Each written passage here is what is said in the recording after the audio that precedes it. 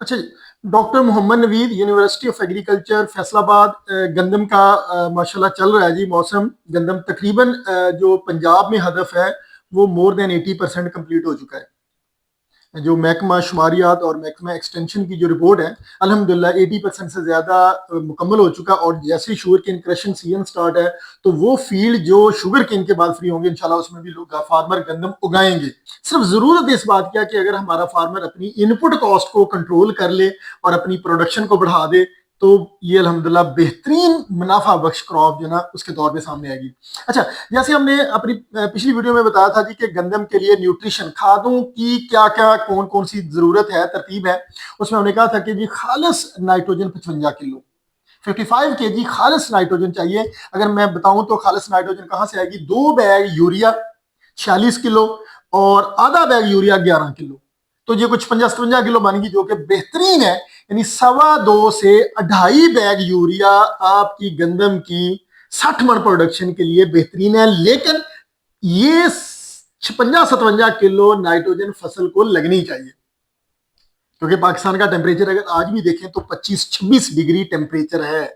आज तो रात में 10 से 10-11 डिग्री है, लेकिन दिन के वक्त 25-26 डिग्री है, जो कि ये इंडिकेशन है कि फास्फोरस आपके यूरिया अभी भी वोलेटिलाइज हो सकता है। फास्फोरस हमने बताया था जी कि 35 किलो खालिस नाइट्रोजन चाहिए, और उसके बाद पोटाश जो ना वो 25 केजी खालिस चाहिए। अब बात करेंगे जी आज यूरिया की पहली डोज, यानी फार्मर जो ना वो पहली कोर पे पहुंच चुका है। अब पहला पानी लगना है गंदम की फसल को। तो अब वो लोग जिन्होंने बेसल में फास्फोरस को पूरा कर दिया, पोटाश को पूरा कर दिया, और वो राइस वाला फील्ड नहीं है, वो कॉटन का फील्ड है या किसी मेज का फील्ड है या किसी भी और क्रॉप का है, तो वहां पे वतर इतना नहीं होता। वो 20 से 21 दिन के बाद पहला पानी लगता है। अच्छा, जब पहला पानी लगेगा 20 से 21 दिन के बाद, तो आपको क्या देना है? अगर आपकी फास्फोरस मुकम्मल है, आपने पोटाश आधा बैग नीचे दिया एमओपी का, अब आपने 1 बैग यूरिया देना, 23 किलो नाइट्रोजन। कोई जरूरत नहीं है किसी और फर्टिलाइजर को देने की, अमोनियम सल्फेट या अमोनियम नाइट्रेट की, क्योंकि वो कॉस्टली फर्टिलाइजर है। यूरिया आपने 1 बैग देना, लेकिन यूरिया तब आपकी फसल को अवेलेबल होगा जब आप उसको बायोएक्टिव सल्फर के साथ कोट करेंगे। याद रखें, यूरिया के लॉसेस 2 वजह से होते हैं। सारे लोग आपको एक उसकी रीजन बताते हैं, हाई टेम्परेचर, लेकिन ऐसा नहीं है। यूरिया का लॉस, वोलेटिलाइजेशन लॉस, जो कि 35 से 40% है, वो हाई पीएच 7.5 या 7 से ऊपर जिन जमीनों की पीएच है वो, और जिस जगह का टेम्परेचर 25 डिग्री या उससे ऊपर है, वहां पे वोलेटिलाइजेशन लॉस होंगे।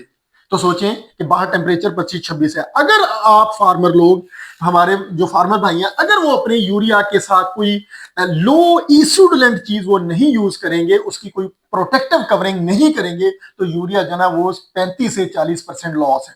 तो फिर आप ये ना समझे कि 2.5 बैग यूरिया अप्लाई करके आपने 55 किलो गंदम को दे दिया, फिर 60 मन पैदावार नहीं आने वाली। अब यहां पे क्या है, जब आप यूरिया को बायोएक्टिव सल्फर के साथ कोट करेंगे तो बायोएक्टिव सल्फर में लो पीएच की वजह से एच आयन है, एच आयन उसकी वोलेटिलाइजेशन को सुप्रेस करेगा। फिर इसकी कोटिंग कोटिंग भी उसको स्लोली रिलीज की तरफ लेके जाएगी, और इसमें जो एच आयन की पावर है वो यूरिया की वोलेटिलाइजेशन को 100% सुप्रेस कर देगा। तो bioactive sulphur 2 KG 1 bag urea के ऊपर कोट करें। उसके बाद दूसरी इंपॉर्टेंट चीज है जिंक। जिंक और माइक्रोन्यूट्रन मिक्सर, ये 2 चीजें हैं।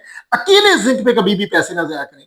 आप 3500, 3000 या 4000 की जिंक किसी एक कंपनी की ले लेते हैं। याद रखें, माइक्रोन्यूट्रन का मिक्सर कंबिनेशन चाहिए क्रॉप को, मैक्रोन्यूट्रन की अच्छी एब्जॉर्प्शन, अच्छी यूटिलाइजेशन के लिए।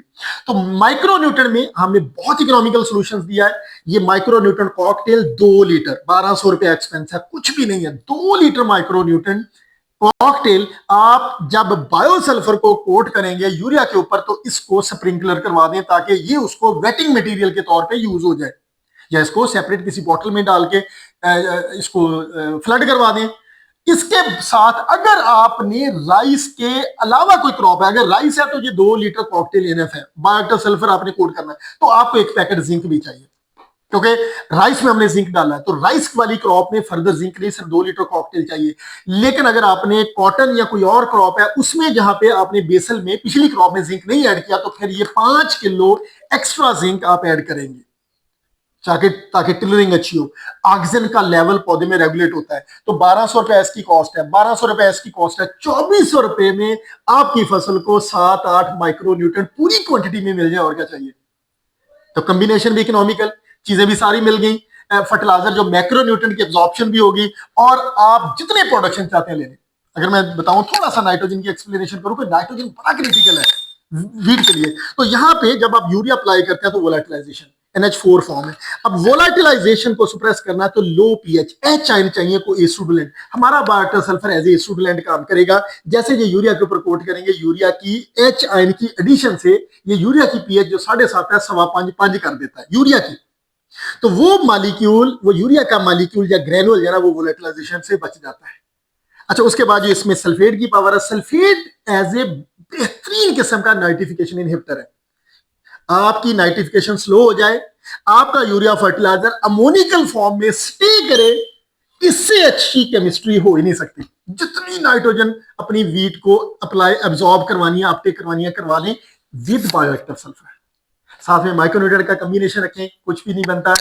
600 रुपए इसकी प्राइस है, 1200 इसकी या 1800। अगर जिंक साथ एक्स्ट्रा ऐड करना है तो 24, और आप ये 600, 3000 रुपया यूरिया के बैग के साथ अप्लाई करवा दें। यूरिया की 100% अवेलेबिलिटी इंश्योर कर ले, और जो बेसल में फास्फोरस और पोटाश दिया उसकी अवेलेबिलिटी को भी इंशाल्लाह ये रेगुलेट कर देगा लो पीएच होने की वजह से। अभी तक के लिए इतना ही। Thank you very much.